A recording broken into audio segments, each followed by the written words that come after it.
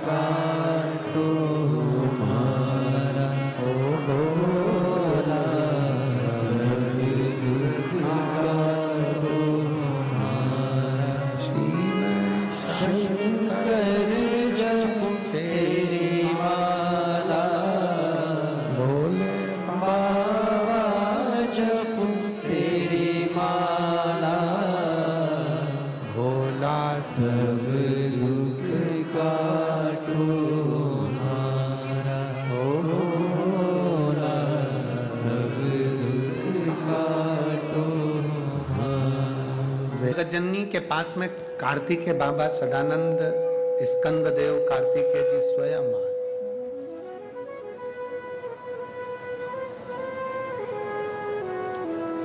स्कंद देव कार्तिकेय जी स्वयं आए और स्कंद देव कार्तिकेय जी ने आकर अपनी माता जी से कहा, मां यदि आप कहो तो मैं ये तारकासुर के 3 बेटों को भी मार दूं, तारकाक्ष को, विदुम्माली को और कमलाक्ष को, इनका भी समाप्त कर देता हूं, इनको भी मार देता हूं।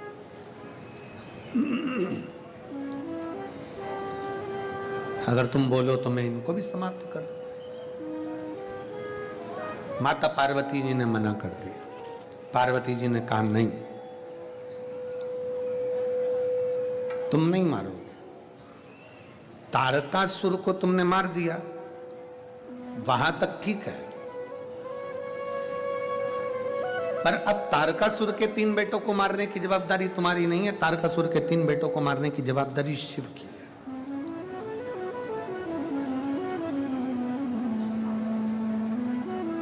आपसे एक बात पूछें, दवाई क्यों खाते हो? जम के बोलो, दवाई क्यों खाते हो?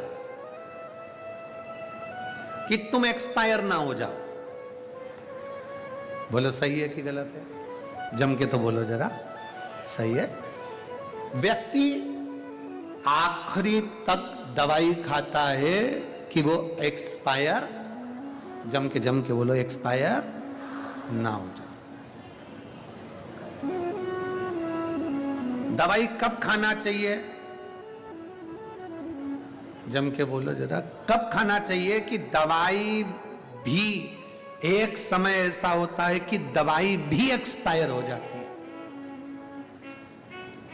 लिखी रहती है उस पर तारीख। देखी तुम लोगों ने कि नहीं देखी? देखिए, जम के बोलो जरा, देखा है ना?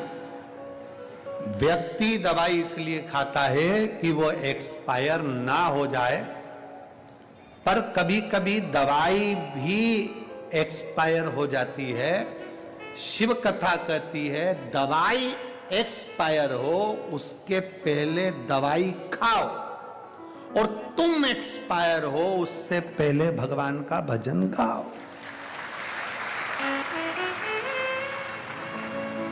दवाई कब असर करेगी? एक्सपायर होने के बाद। जम के बोलो जरा, नहीं। कब असर करेगी? अगर एक्सपायर तुम हो गए, कोई हो गया, हम हो गए, संसार का कोई व्यक्ति भी एक्सपायर हो गया और उसको दवाई खिलाओगे तो असर करेगी? नहीं। और दवाई एक्सपायर हो गई, उसकी तारीख निकल गई, उसकी डेट निकल गई, उसके बाद वो असर करेगी क्या? नहीं। दवाई भी अगर एक्सपायर हो जाती है तो वो भी असर नहीं करती है। व्यक्ति एक्सपायर हो जाता है तो उस पर दवाई असर नहीं करती है। और मनुष्य यदि एक्सपायर हो जाए तो लोग कहते हैं कि इनको थोड़ा सा मिल जाएगा, जो चले गए, जो गए उनको मिल जाएगा।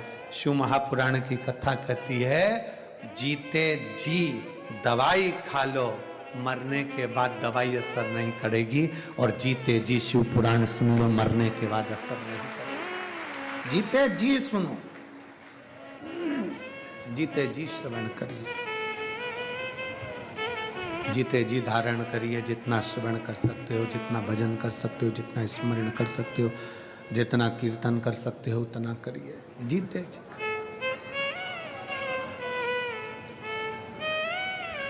और मिलती है राम नाम की दौलत कभी कभी, होती है अपने भाग्य से शिव पुराण कभी कभी। ये अपने भाग्य से हुई है, अपनी किस्मत से हुई है। ये भाग्य अपनी किस्मत है जो अपने को यीशु महापुराण की कथा श्रवण करने को प्राप्त हुआ। फिर मौका मिले ना मिले, मनुष्य देह मिले ना मिले, संसार सागर में दूसरी बार जन्म मिले ना मिले, मिला है उसको स्वीकार करो। जो मिला है उसको अपने जीवन में उतारो। तुम्हें तारकासुर के बेटों को नहीं मारना। कार्तिकेय, तारकासुर के बेटों को तो मारने की जवाबदारी शिव की है। आपकी अपनी और संसार की किसी की जवाबदारी नहीं है। जन्म, मरण और परण। परण मतलब शादी, मरण मतलब मरना, और जन्म मतलब जन्म। ये तीन जवाबदारी किसी देवता के पास नहीं है। इन तीन चीज की जवाबदारी शंकर जी के पास है, शिव जी के पास। कब जन्म होगा, कहां जन्म होगा, कैसे जन्म होगा, किस जगह पर जन्म होगा, इसकी जवाबदारी शिव जी के पास है। मरण, कब मरोगे, कहां मरोगे, कैसे मरोगे, इसकी भी जवाबदारी शंकर के पास। परण, शादी नहीं हो रही है, विवाह नहीं हो रहा है, शंकर भगवान को सब मालूम है कि कहां कब कैसे कराना। तुम पूरी जिंदगी लड़कियां देखते रहो, मेरे लड़के के लिए लड़की अच्छी है, ये रिजेक्ट करा, वो करा, ये करा, वो करा। पूरा जीवन तुमने इसमें लगा दिया, 10 साल 5 साल इसी में निकाल दिए। लड़की के लिए लड़का ये अच्छा है, लड़के के लिए लड़की ये अच्छी है, पर उसने जिसके साथ लिखी होगी वही मिलेगी।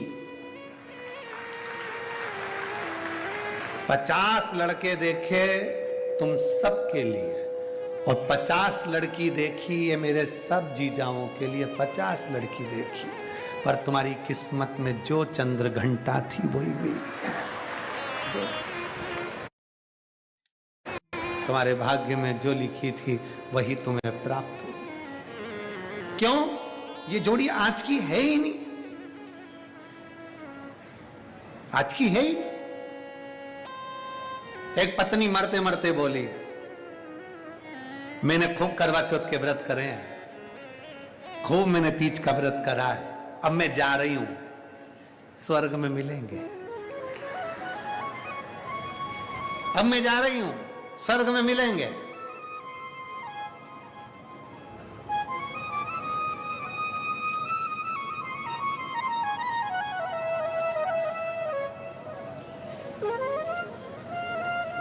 पत्नी मरी नहीं, 3 महीने जिंदा रह गई। पत्नी जिंदा तो रह गई, पलंग पर पड़े पड़े अपने पति को देख रही थी। पति आता, कहीं नौकर पे गुस्सा करके 2 थप्पड़ मार देता, कहीं गौ माता दरवाजे पर आती तो उसको भगा देता, कुत्ता आता तो उसको लात मारकर भगा देता, सबको परेशान करने लगा। एक दिन पत्नी ने पूछ लिया, क्यों बेवकूफी कर रहे हो, पागल हो गए हो? पहले इतने अच्छे थे, अब ये गलत काम क्यों कर रहे हो? पति बोला, मुझे स्वर्ग नहीं जाना, अगर तू स्वर्ग में है तो मैं नरक में अच्छा। तूने कहा था अब मैं जा रही हूं, स्वर्ग में मिलेंगे, तो मैं जाऊं नहीं उधर मुझे पहुंचना ही नहीं है, उधर जाके करूंगा क्या? मुझे नहीं जाना, मेरा डिपार्टमेंट दूसरा। हम जाएंगे ही नहीं अगर तू जाए।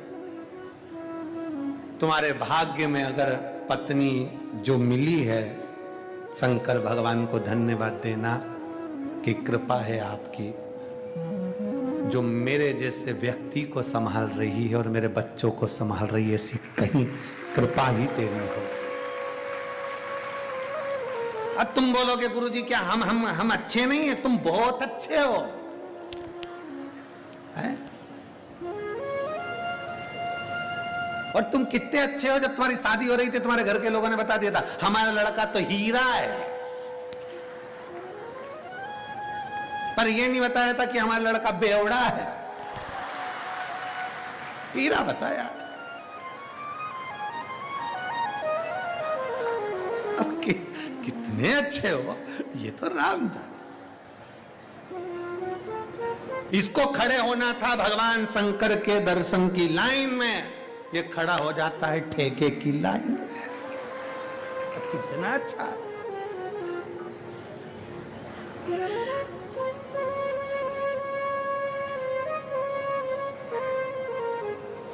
शिव जी को धन्यवाद दो, भगवान तूने बहुत अच्छी दी है, बहुत अच्छी कृपा करी है। और जो माताएं कहती हैं हमारा पति बहुत ताड़ना देता, बहुत गालियां देता, बहुत अपशब्द कहता, बहुत आड़ा टेढ़ा बोलता, उन बहनों से भी निवेदन है तुम भी शंकर जी को धन्यवाद देना, बहुत अच्छा दिया है। अगर ये अच्छा मिल जाता मुझे प्रेम करने वाला, तो मैं क्या शिव पुराण में जाती? फिर तो सिरपुर के या धूलिया के किसी टॉकीज में मूंगफली हाथ में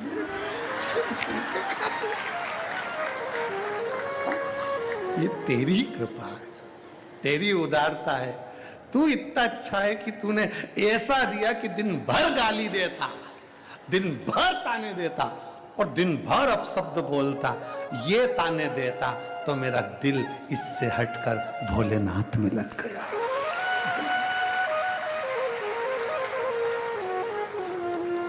ये तेरी उदारता है, तेरी कृपा। बिना न हिले एक भी लेते हैं श्वास, तेरी कृपा से तनु तनु। बखान क्या करूं मैं राखों के ढेर का, चपटी बहुत में खजाना कुबेर का।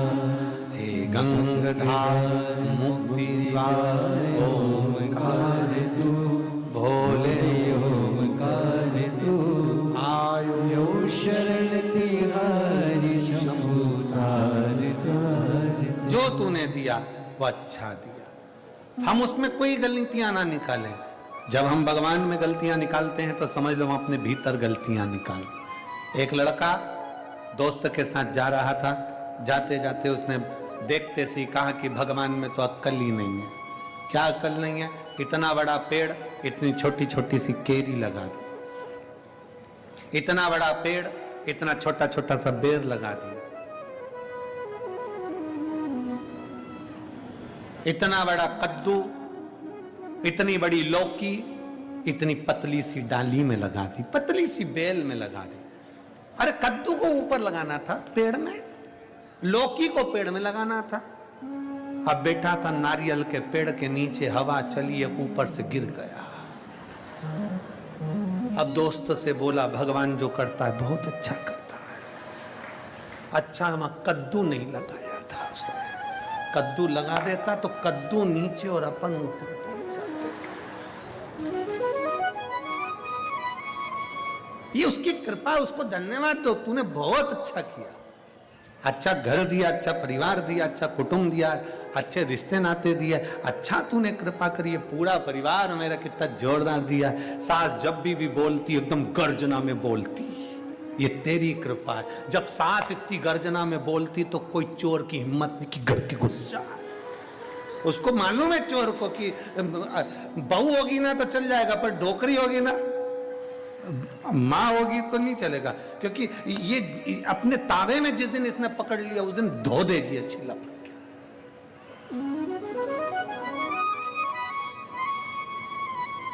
तुम खुद देखो, अच्छा अंदाजा लगा के देखो जरा।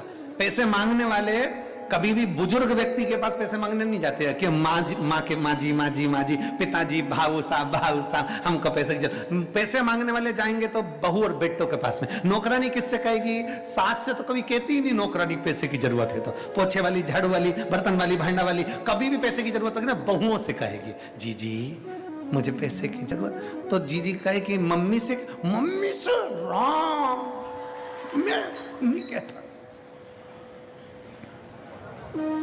नौकर अगर पैसा दुकान पे चाहिए तो नौकर कभी भी सेठ जी से, जो पिताजी हैं बुजुर्ग हैं, उनसे नहीं कहेगा। वो कहेगा तो बेटा भैया मेरे को पैसे की जरूरत, तो तू पापा से कहना है। मैं नहीं कह सकता, पापा से तो नहीं कह सकता, क्योंकि मालूम है पारखी नजर निरमा सुपर।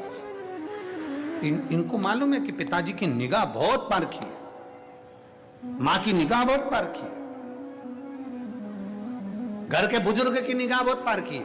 वो समझते हैं कौन अच्छा कौन बुरा, क्या करेंगे क्या नहीं करेंगे। और सास ने कहा था मत देना पैसा, पर बहू ने चुपचाप से दे दिया। वो 15 दिन बाद काम छोड़ के चली गई, आई नहीं।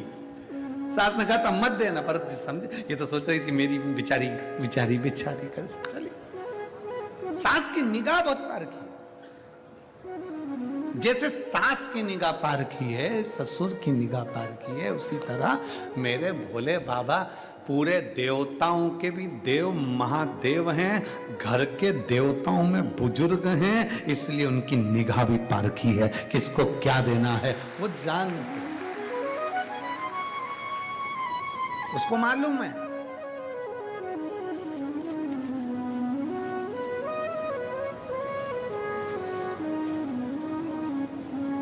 किसी ने पूछा कि भगवान हमने सुना है कि तुम बड़े पारखी हो, इसके बाद भी तुमने रावण को सोने की लंका दे दी। रावण को सोने की लंका दे दी। शंकर भगवान तुम्हें सोचना था, विचार करना था कि वो असुर है, राक्षस है, उसे सोने की लंका देने की क्या जरूरत थी।